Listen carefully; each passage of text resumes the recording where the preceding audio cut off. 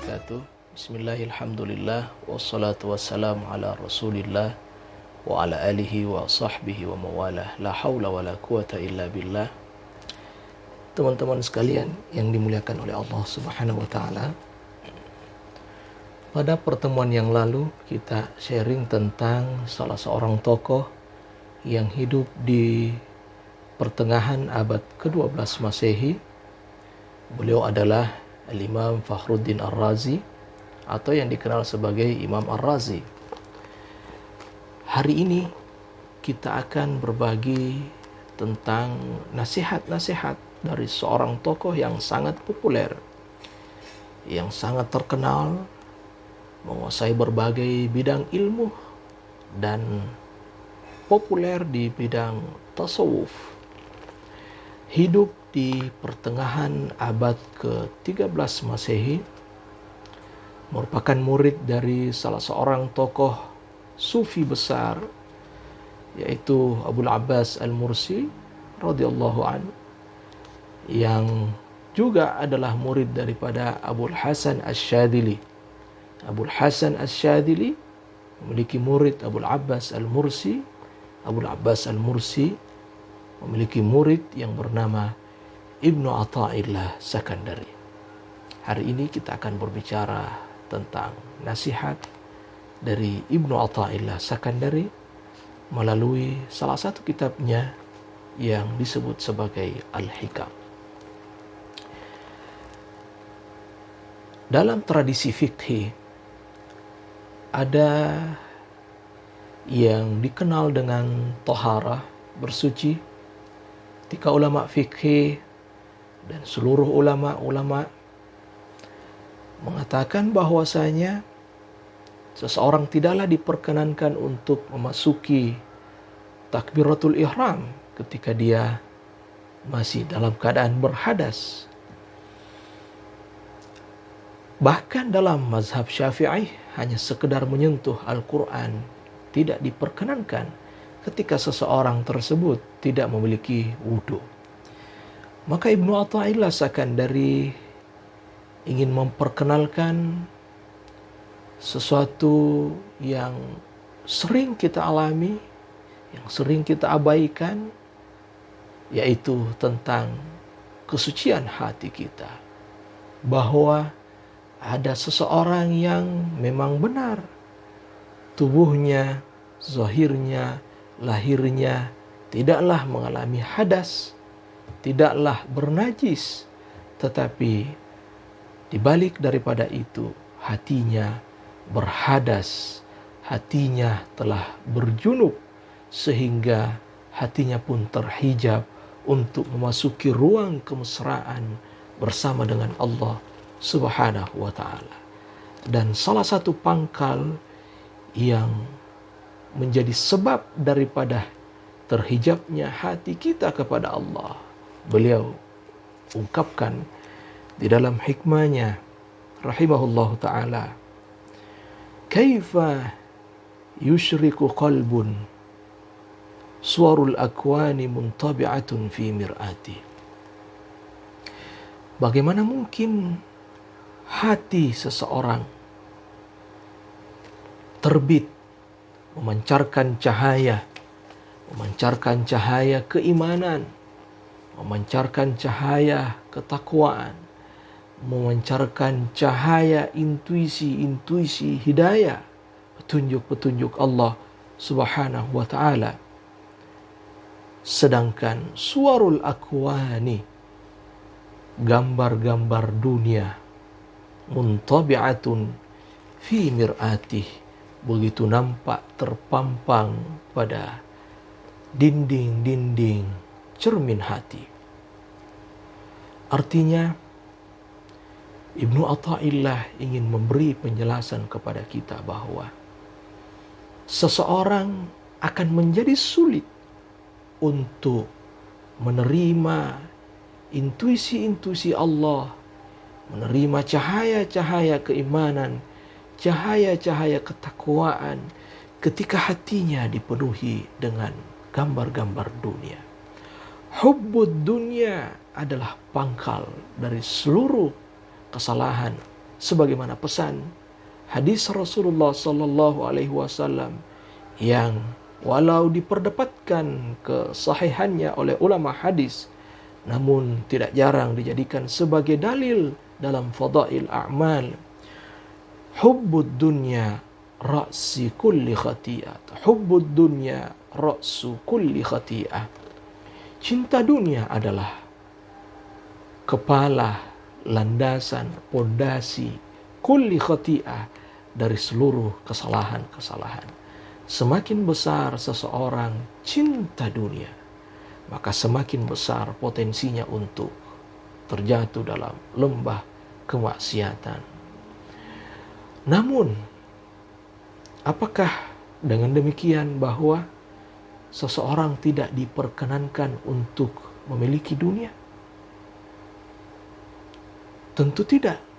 Dunia adalah wasilah ladang untuk ibadah. Dunia adalah wasilah ladang untuk berbuat baik, berbagi kebaikan kepada sesama manusia. Namun yang diperjelas, yang dipertegas oleh Ibnu Athaillah Sakandari dalam hikmahnya di sini adalah ketika dunia masuk ke dalam hati kita, maka seorang hamba Allah Subhanahu wa taala harus wajib mengoptimalkan ikhtiarnya dalam menjalani setiap tanggung jawab dalam perjalanan hidupnya. Bahkan di beberapa untaian hikmah Ibnu Athaillah Sakandari, beliau mempertegas bahwa boleh jadi seseorang menjadi bermaksiat, berdosa. Kenapa? Ketika ia mengatasnamakan ibadah, namun pada saat yang sama meninggalkan kewajibannya, tanggung jawabnya yang berkaitan dengan pekerjaan-pekerjaannya. Sehingga seseorang wajib bekerja, wajib mengoptimalkan upaya, potensi. Namun semua ikhtiar itu orientasinya adalah ibadah kepada Allah Subhanahu wa taala. Bukan orientasi ingin agar supaya kita dipandang mewah, dipandang hebat, dipandang dengan kedudukan yang tinggi oleh manusia.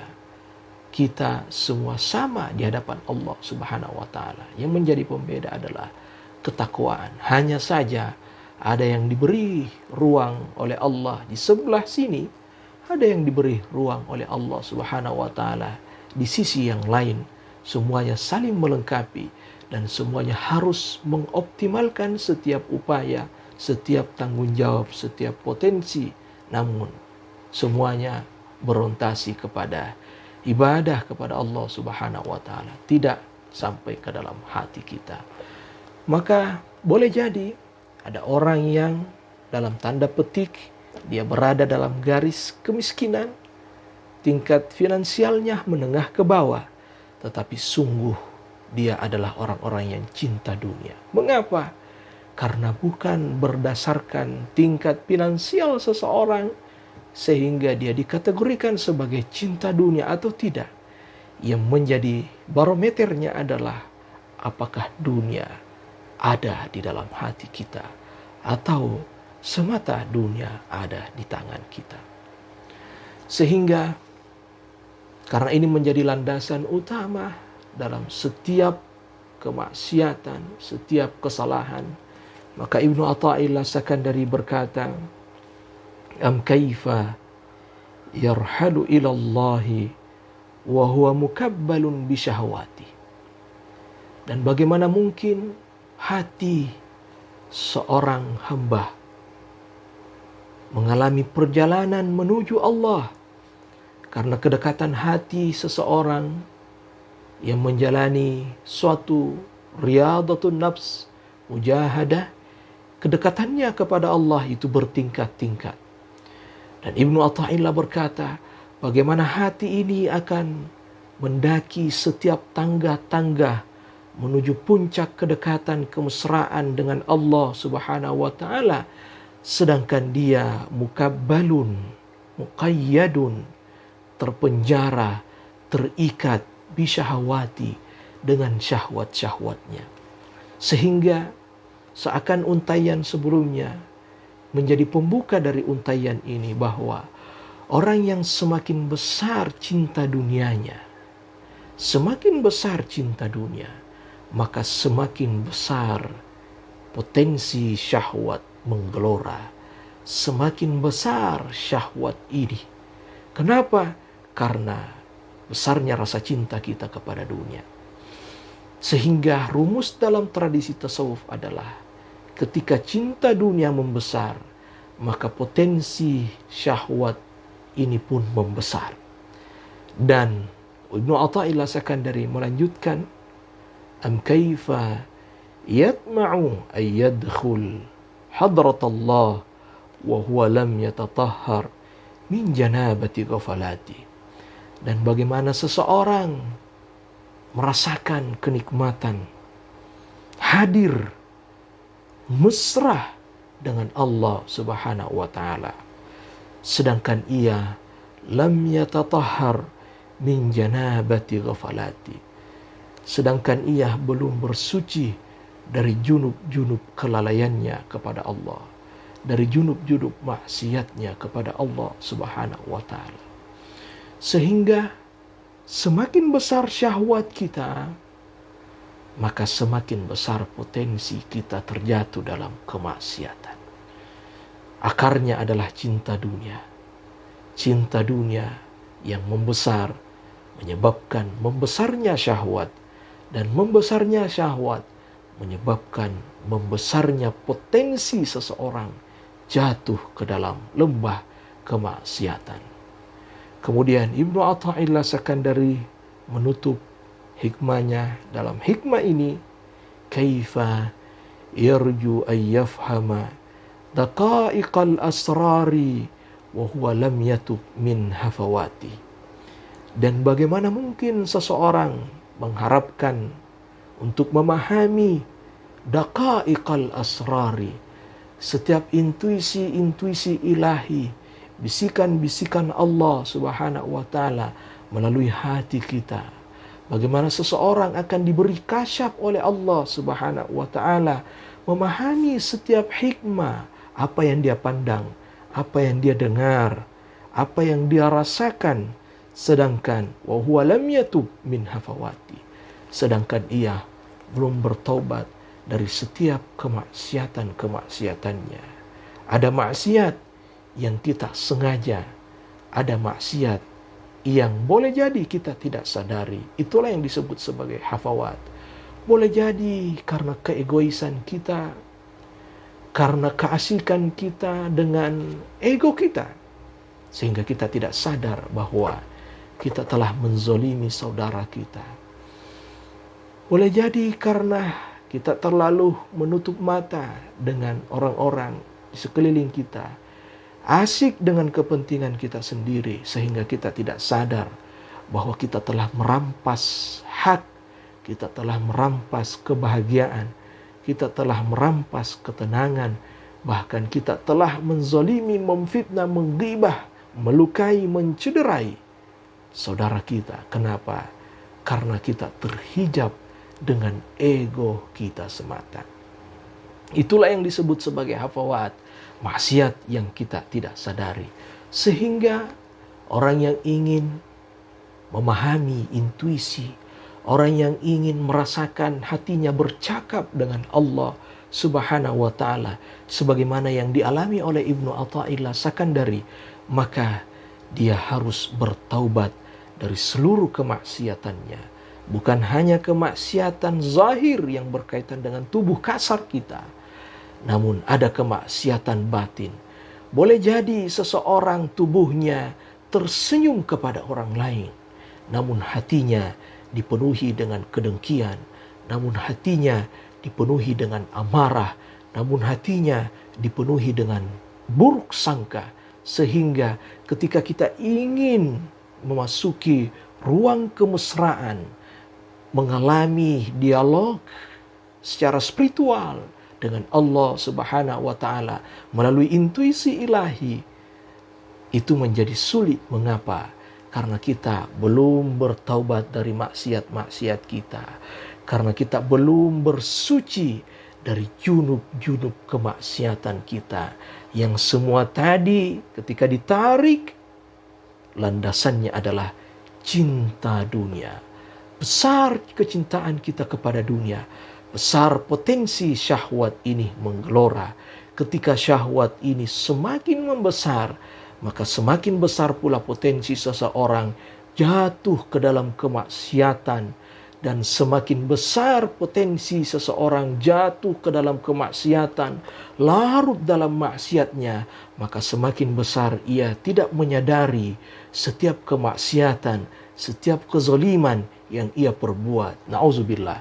Ketika maksiat sudah tidak terasa, maka boleh jadi itu adalah tanda bahwa hati kita telah mati.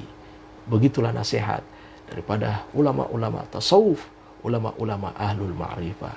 Al-faqir, kita semua mungkin masih diliputi dengan kemaksiatan-kemaksiatan. Al-faqir hanya menyampaikan nasihat Ibnu Athaillah Sakandari. Semoga secara perlahan, walau dengan langkah-langkah yang kecil, semoga kita bisa mengikuti jejak beliau yang selalu menjaga kesuciannya dalam meraih kemesraannya dengan Allah Subhanahu wa Ta'ala.